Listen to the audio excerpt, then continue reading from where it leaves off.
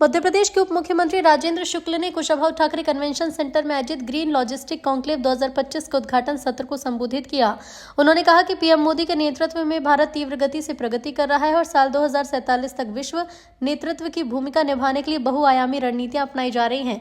उप मुख्यमंत्री शुक्ल ने कहा कि मैन्युफैक्चरिंग सर्विसेज और कृषि सभी क्षेत्र में भविष्योन्मुखी नीति के चलते भारत विकसित राष्ट्र बनने की दिशा में आगे बढ़ रहा है। उन्होंने ई मोबिलिटी को सतत विकास की रीढ़ बताते हुए कहा कि केंद्र सरकार के उद्देश्य के अनुरूप राज्य में ई लॉजिस्टिक्स के विस्तार को निरंतर प्रोत्साहन दिया जा रहा है। उन्होंने कहा कि भले ही वर्तमान में ई वाहन की शुरुआती लागत अधिक दिखाई देती है, लेकिन उनकी ऑपरेटिंग कॉस्ट पारंपरिक वाहन की तुलना में 70 गुना कम है और उनकी लाइफ भी लगभग दोगुनी होती है। भविष्य में मांग बढ़ने के साथ ई वाहन की प्रारंभिक कीमत में भी गिरावट आने की संभावना जताई है। अभी मैं मनीष जी से पूछ रहा था, महेश जी से, कि देश में कितनी इलेक्ट्रिकल व्हीकल्स जो हैं वो भी ऑन रोड हो चुकी है। तो उन्होंने बताया कि छोटी और बड़ी गाड़ियां यदि मिला लें तो 10,000 के करीब है।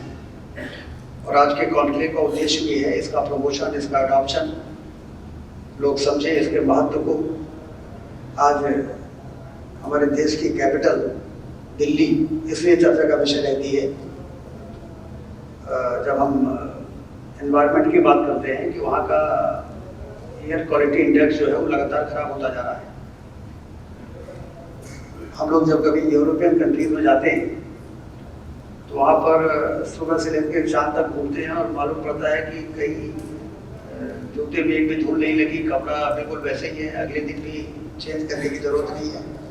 इस लेवल का एयर क्वालिटी इंडेक्स जो हम डेवलप्ड कंट्रीज में देखते हैं तो फिर पता करते हैं कि आखिर ऐसा कारण क्या है। तो उसमें